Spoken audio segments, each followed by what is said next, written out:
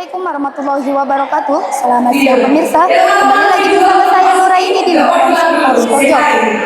Baik pemirsa, pada siang hari ini Badan Eksekutif Mahasiswa Universitas Ibrahimi menyelenggarakan seminar nasional yang bertempat di Auditorium Pondok Pesantren Salafiyah Sukoharjo Situbondo. Baik pemirsa, berikut liputan selengkapnya. Badan Eksekutif Mahasiswa BEM Universitas Ibrahimi menyelenggarakan seminar nasional di Auditorium Pondok Pesantren Salafiyah Syafi'iyah Sukoharjo Situbondo dengan mengusung tema peran santri dan mahasiswi dalam membangun kesadaran sosial dan politik berbasis nilai kepesantrenan. Kegiatan diawali dengan seremoni pembukaan yang dihadiri oleh Sivitas Akademika Universitas Ibrahimi serta diikuti dengan antusias oleh mahasiswi Universitas Ibrahimi. Rangkaian kegiatan diawali dengan hikmat oleh pembacaan ayat suci Al-Quran dan lantunan sholawat Nabi. Seluruh peserta kemudian menyanyikan lagu kebangsaan Indonesia Raya, Yalal Waton dan Mars Universitas Ibrahimi dengan penuh semangat.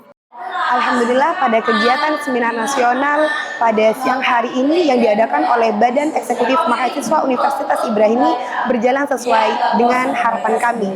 Nah, tujuan diadakannya kegiatan seminar nasional ini agar mahasiswa santri dapat menjaga nilai-nilai kepesantrenan dan berkontribusi nyata dalam kehidupan sosial dan politik dengan beretika, bijaksana, dan bermanfaat bagi masyarakat.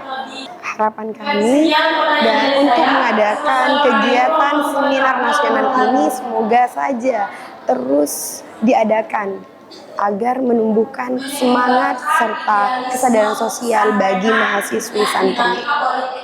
Memasuki sesi sambutan, Presiden BEM Universitas Ibrahimi Nafi Putri Awalia menyampaikan apresiasi dan ucapan terima kasih kepada seluruh panitia serta pihak yang telah mendukung terselenggaranya seminar. Di sini kita diskusikan solusi dan permasalahan bangsa. Kami harap setelah keluar dari ruangan ini, kita tidak akan membawa sertifikat, akan tetapi membawa perspektif baru, jejaring baru, dan semangat membara untuk mengeksekusi ide inovatif demi kemajuan Indonesia. Sambutan berikutnya disampaikan oleh Kepala Biro Akademik dan Kemahasiswaan Universitas Ibrahimi, Ahmad Rabbani SAGM Akun yang sekaligus secara resmi membuka kegiatan. Yang perlu kami sampaikan bahwa kami di Universitas Ibrahimi senantiasa memberikan support maksimal kepada setiap kegiatan kemahasiswaan yang bertujuan untuk memperluas dan mematangkan wawasan serta kompetensi mahasiswa di tengah era disrupsi teknologi sosial dan politik.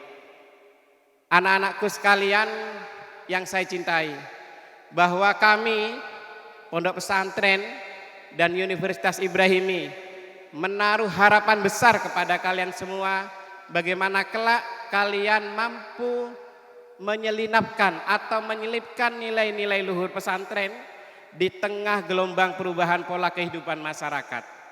Bagaimana kalian mampu mewarnai, memberikan warna dengan nilai-nilai luhur yang telah kalian bangun, telah kalian kembangkan selama di pondok pesantren, baik dalam kehidupan sosial maupun politik.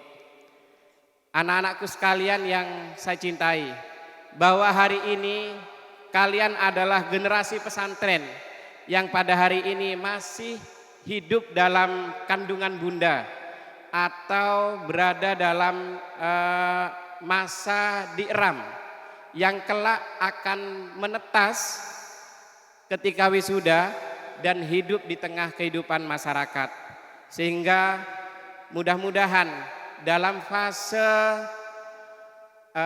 bisa saja kalian ini, kalau saya ibaratkan ke tanaman melon, kebetulan Bapak ini sedang berkebun di rumah menanam tanaman melon, hanya saja jumlahnya hanya 7 buah.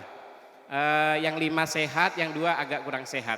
Nah, dalam fase pertumbuhan itu ada yang disebut dengan fase pertumbuhan akar. Bagaimana membangun pondasi agar ia dapat tumbuh hidup di tengah masyarakat. Yang kedua ada fase bunga, pembungaan. Fase ini merupakan fase membangun cita-cita dan harapan di masa depan. Yang terakhir yaitu fase pematangan buah, yaitu fase menyiapkan mental menyiapkan rencana dalam rangka meraih masa depan tersebut. Bapak, Ibu, dan seluruh mahasiswa yang hadir pada saat hari ini, jujur saya pribadi beberapa hari yang lalu cukup gelisah dengan kalian semua. Di tengah era disrupsi AI, di tengah bahwa AI memasuki semua lini kehidupan masyarakat, baik itu di pendidikan, di politik, dan seterusnya. Saya ada kegelisahan, apakah anak-anak saya ini kelak mereka mampu berenang di tengah gelombang derasnya arus AI, atau kalian akan tenggelam hilang oleh AI itu. Karena saya baca dari peta jangka panjang pengembangan pendidikan di Indonesia, bahwa kelak peran manusia dalam kehidupan itu akan berkurang secara bertahap, tergantikan oleh AI. Saya ambil contoh sederhana, kalian bertanya ke Shopee apakah bunga ini bagus, itu yang menjawab adalah AI. Kapan ini bisa dikirim, berapa harganya, adakah ukuran sekian dan seterusnya, itu sekarang yang menjawab sudah bukan manusia, tapi teknologi AI. Artinya bahwa saat ini tengah ada semacam tanda-tanda beberapa perusahaan mulai mem-PHK karyawannya atau mengurangi karyawannya, seperti Tokopedia saat ini sudah melakukan PHK 40% karyawannya digantikan oleh AI. Kegelisahan ini akan kami wujudkan dalam bentuk dengan menyiapkan berbagai kegiatan yang dapat membuat kalian mampu bersaing di tengah masyarakat, di tengah derasnya AI tersebut. Sehingga bismillah, teruslah belajar dan tumbuh. Doa pengasuh, doa kami semua, fa insyaallah senantiasa mengiringi langkah kalian hari ini dan hari esok. Akhirnya dengan iringan Bismillahirrahmanirrahim, seminar bertemakan, saya tambah sedikit ya, meneguhkan peran santri dan mahasiswa dalam membangun kesadaran sosial dan politik dengan berbasis nilai kepesantrenan. Dalam pemaparannya, narasumber yakni Kalis Mardiasi menegaskan bahwa santri dan mahasiswi memiliki peran penting dalam membangun kesadaran sosial dan politik yang berlandaskan nilai-nilai kepesantrenan, mengajak generasi muda untuk berani berkontribusi di tengah masyarakat dengan menjunjung tinggi akhlak, kepedulian, integritas, serta semangat membawa perubahan yang positif. Kemudian ada Ibu Maria Ulfah Santoso. Ada yang namanya Maria Ulfah, pasti banyak nih di sini. Pesantren pasti banyak namanya.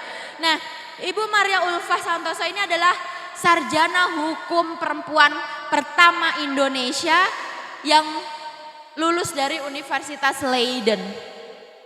Jadi dia sarjana hukum perempuan pertama, pas pulang ke Indonesia dia masuk ke dalam kabinet Syahrir dan yang menjadi penyusun draft Undang-Undang Perkawinan nomor 1 tahun 1974. Dan Bu Maria Ulfah itu nyusunnya udah dari tahun 50-an. Jadi dia memperjuangkan itu biar gol di parlemen, biar disahkan sama presiden. Itu 20 tahun lebih. Kenapa sih ada seorang perempuan yang lalu sangat memperjuangkan undang-undang perkawinan? Karena di undang-undang perkawinan kita tuh bicara banyak sekali kan hak perempuan. Misalnya dulu perempuan yang bercerai ya udah ditinggalin gitu aja. Nggak dipikir nafkah anak-anaknya. Padahal anaknya banyak. Kemudian suaminya udah nikah lagi dan lain-lain. Nah itulah yang diadvokasi oleh Ibu Maria Ulfah. Dia bicara tentang pemenuhan nafkah, tentang pembatasan perkawinan dan lain-lain.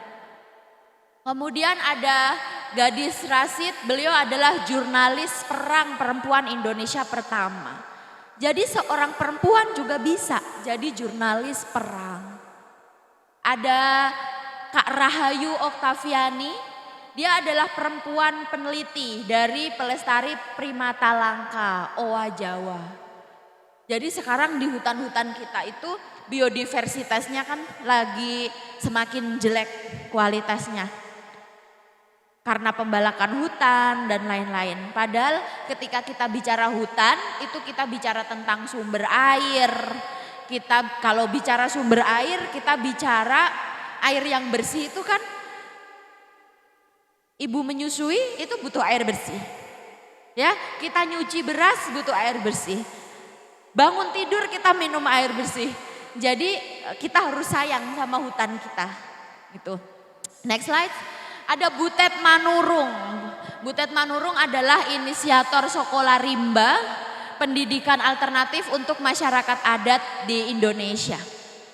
Jadi Butet tuh keliling di hutan-hutan adat di Jambi, ngajarin anak rimba supaya bisa baca.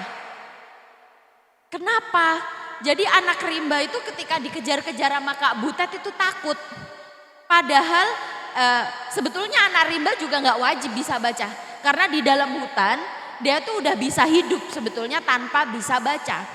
Karena mereka punya kemampuan-kemampuan yang nggak kita miliki.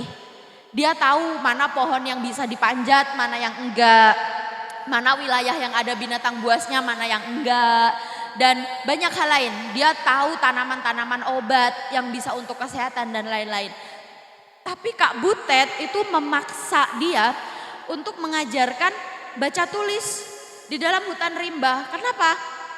Karena banyak pejabat Indonesia yang jahat itu datang ke hutan rimba, bawa kertas kosong, maksa anak-anak rimba atau pemimpin adat rimba itu untuk tanda tangan.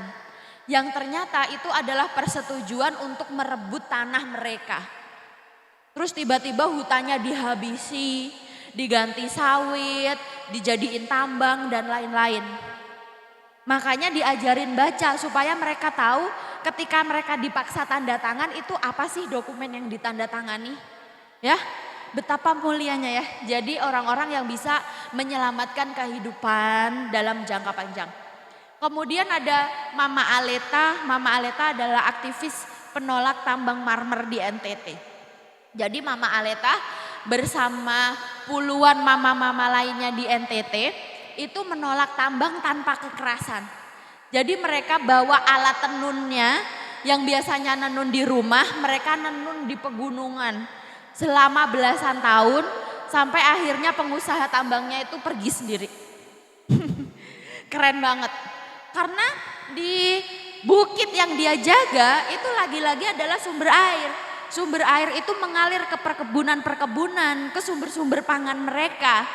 Yang kalau misalnya itu nggak ada, tiba-tiba mereka harus apa? Harus beli kan? Harus beli pangan dari kota, semua beli.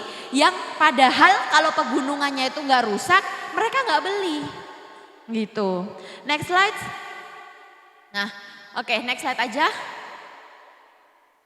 Oke, teman-teman, kalau kita bicara soal keadilan sosial, kita bicara soal berbagai permasalahan yang masih ada di Indonesia. Ada pernikahan usia anak, ya, banyak sekali di situ. Kegiatan dilanjut sesi tanya jawab yang berlangsung interaktif. Berbagai pertanyaan dari peserta dijawab secara langsung oleh narasumber. Sebagai penutup rangkaian kegiatan, panitia menyerahkan cenderamata kepada narasumber sebagai bentuk apresiasi atas ilmu dan kontribusi yang diberikan. Saya merasa senang dan bangga mengikuti seminar nasional di sini karena saya selaku mahasiswa santri siap untuk multiperan dengan berbasis nilai-nilai kepesantrenan yang sudah kita pelajari. Jangan takut untuk berargumen karena keberhasilan seorang perempuan ada pada beberapa faktor. Salah satunya derajat sosial. Dan jadilah generasi muda yang tidak hanya unggul dalam beragama tetapi berguna untuk bangsa dan negara. Melalui kegiatan ini, diharapkan santri yang juga mahasiswi ini mampu mengimplementasikan nilai-nilai kepesantrenan dalam kehidupan bermasyarakat, serta menjadi pribadi yang berintegritas, peduli, dan mampu memberikan kontribusi positif bagi lingkungan sekitar. S3 TV melaporkan.